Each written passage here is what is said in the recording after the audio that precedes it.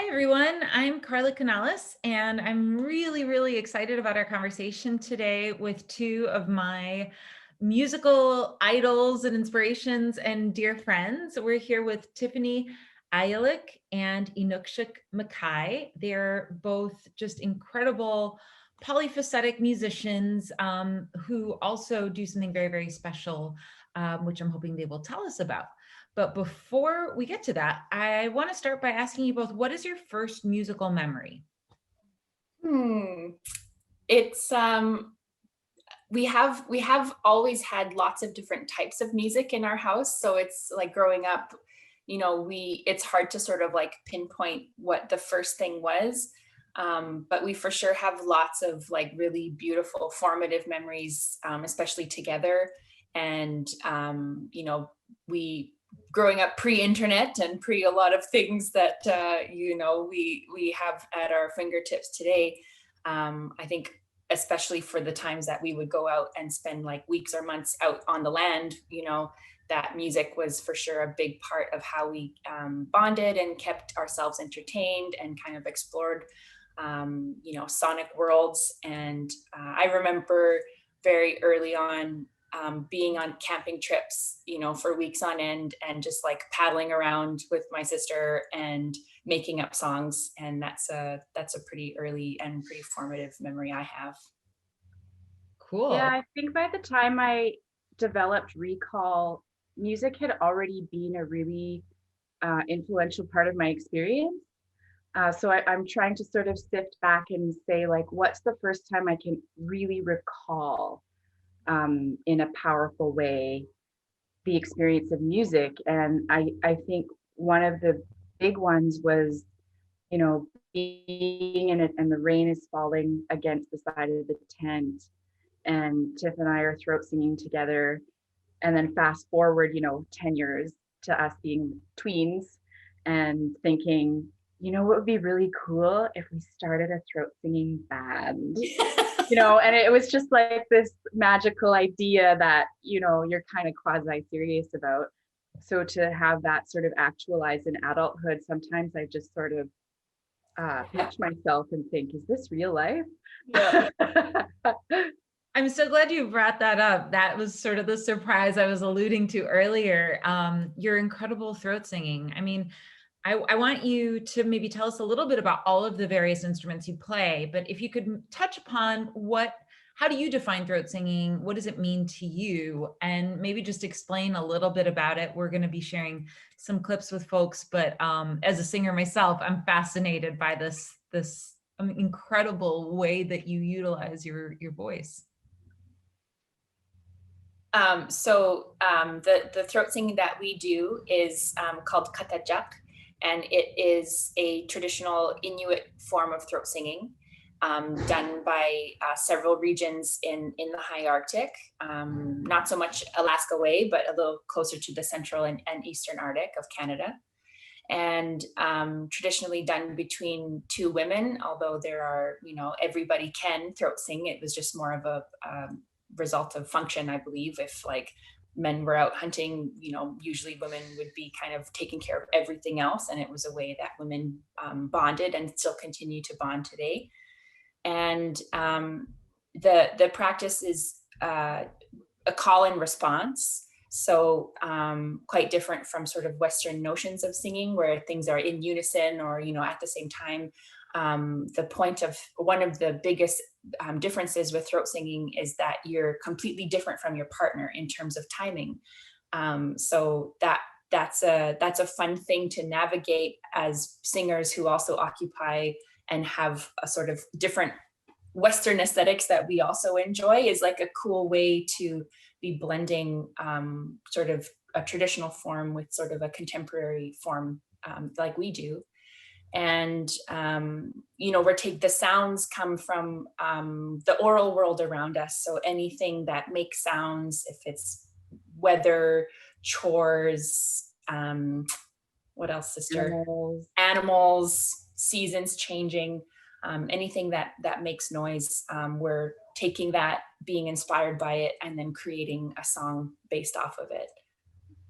Thank you. That's such a great explanation. I'm glad I got to hear from you how you bring all of that into the singing. And I know also you play other instruments, and I've watched you navigate technology and incorporate that in. Maybe you could tell us a little bit about how you do that and what it is that you do. Well, with our loop station, sometimes we also incorporate the sounds of a traditional Inuit drum. We also have a fun little glockenspiel that's nice and creepy and sort of adds to that ethereal, otherworldly vibe. And Tiff and I have dabbled in other instruments. I mean, I have a background in classical piano. Tiff plays a mean clarinet. She also did some violin, so a little Very here, a badly, little though. there. I would never like the violin to ever be forced to make it in for the sake of our audience and for my sister. I would never want it to be incorporated. Oh, too modest, too modest. Too much, yeah. Yeah, so a little this, a little that. Yeah. And you are known as PIQSIQ, is that right? Yep, Yeah. nicely pronounced. Good job. Yes. I want everyone to check out your music because it's just so fabulous and really changed everything I had thought about singing after seeing what you do. Just so inspiring. I wonder maybe if you could tell us a little bit about what it was like growing up in the North, how that's influenced you as singers, as people. We'd love to hear about that. So we were born and raised in Yellowknife, Northwest Territories in Northern Canada. And, that we didn't grow up with a lot of extended family from the Arctic around us. And so a big part of our culture has been us really actively searching and learning and trying to finding ways to immerse ourselves in our own culture, because we didn't have that necessarily in all the ways you might if we would have grown up in the high Arctic. So one of those things was through throat singing, and it was a really cool way for us to stay connected with our relatives and with other Inuit who might not have been in Yellowknife in that same community with us. And we have a cousin who lives way up high in the Arctic, and she's an incredible throat singer. And she, pre-internet, would record herself on those little rectangular, recorders. And we would have, she would mail them to us, and we would like listen, and it was a super analog way of learning how to do this type of singing. And so yeah, that was a super northern, experience, I think, is like pre-internet, not necessarily being super connected on a daily basis with some extended family, and finding ways and innovating ways to have the passing it down of knowledge, even way back then. That's amazing. amazing. I think also we spent a lot of time on the land growing up, so that's a huge part of where we draw inspiration from and is incorporated into our aesthetic. And I think particularly in the Arctic, one of the things that's really striking is the absence of light and the absolute 24-hour sunlight for that short bit in the summer, which was just so normal to us. And we realized, as you kind of go out into the world, it's not normal everywhere else. And so I think that just embracing darkness and, having it not be bad, having it not be your enemy, and finding balance within that is a theme in our music as well. I need to learn from you guys with that. I cringe that winter is upon us, and the cold itself. I mean, physical cold. Do you guys feel comfortable with that? I know so many people avoid the cold, and yet there is so much to be learned about our fear of the cold. It's funny, we just finished a pretty long road trip. We did a show for a TV production in Winnipeg, which is like way across. We're in Vancouver or on the West Coast, and we had to drive way far east and to do this thing and come back. And it's quite mild where we are on the West Coast, and driving through some of the mountain passes, and as we started to get a little further into the prairies, and being like, oh my gosh, snow. I really miss snow. We miss the snow. We miss that cold, invigorating feeling, because it is something that like makes you, there's nothing that makes you feel more alive, I think, in terms of climate than like a blast of freezing air on your face to just like, you know, get you up and kind of alive and electric. And I think that one of the best ways that you know, people learn to not only like survive but like really thrive in really harsh conditions is like coming together, having like good support, and then like getting outside and like embracing it, and like not being tempted all the time to just like stay in and watch Netflix and eat craft dinner, which is totally fine, but then also like getting dressed up, really good gear, playing outside, and that there's something also super magical about the extreme. And to be like, wow, I always think about this when it's like really, really cold, if we go back up north for, you know, visits or whatever, to be like, wow, it's minus 50 Celsius. I've been outside for 20 minutes and I'm cold. And I'm like, we just used to live like this. Like, it's a really cool reminder of like resiliency and strength to be like, wow, this was like normal for us. So that's, I like that. I like the snow. I miss it for sure. You too. Hey, sister. Yeah. Negative 50 Celsius. Okay. Yeah, I'm not I'm sure gonna what that is. remember that when it's like, you know, 35 degrees Fahrenheit. Amazing. Well, you guys have been through so much, you know, that's unique in perspective. And I feel that the arts world is really, really fortunate to have you bring those perspectives into this musical creation that you offer. I'm wondering if you could speak to how you feel, if you feel that your music plays a role of being advocacy related. Do you feel that you are enacting some kind of responsibility as artist advocates, or is it really sheerly about the music for you?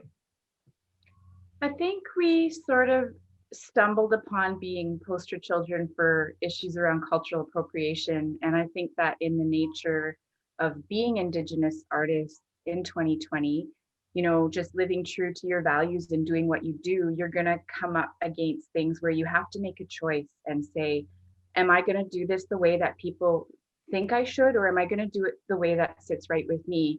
And sometimes when you make those decisions, you ripple the waters and people take notice and say, you know, what are you doing? And sometimes when people push and you stand your ground, you know, something happens that you weren't necessarily trying to make happen, but you're in that situation nonetheless. And so we've had to make, you know, all of the normal decisions that every artist has to make, the difficult decisions, and then also sort of an added layer of, you know, how do we respect our cultural values, and how do we move forward as Inuit in 2020 in a way that aligns with us and feels right for us. And so I think that often is called advocacy, you know, and so I think we've sort of happened upon that role very honestly without really setting out to say, I'm going to be an advocate, if that makes sense. So much authenticity in that. Yeah. Tiffany, what do you think? Yeah, for sure. And I think when we first came to throat singing, and when we first came to music in this way, it was its own thing. It was you know, us connecting with our culture as young children, us connecting with our family. And then as we grew older into like our sort of early 20s, and began to see like,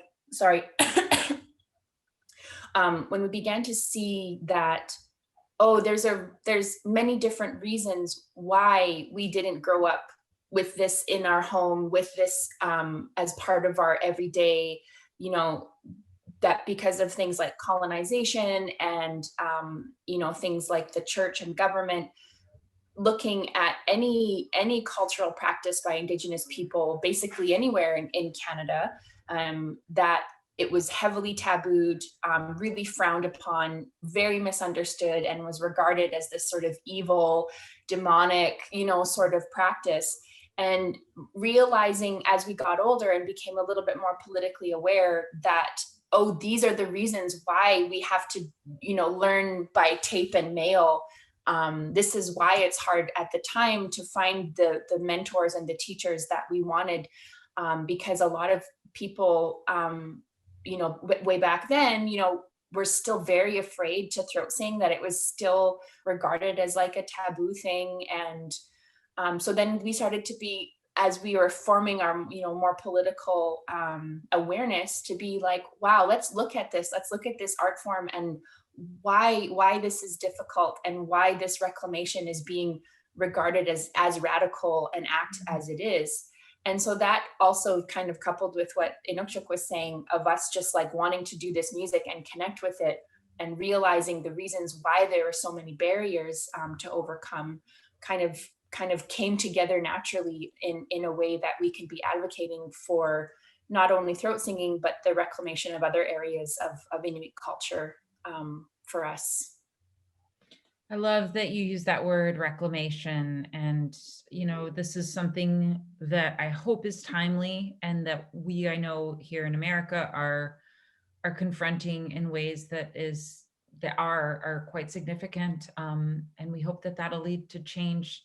I personally hope it'll lead to change everywhere. And I think you guys are, as I said, my heroes, just for what you're doing and how you're using your voices, literally and figuratively. And I really want to thank you both. I want to invite everyone who is watching to please check out PIQSIQ. There'll be links so you can hear their music.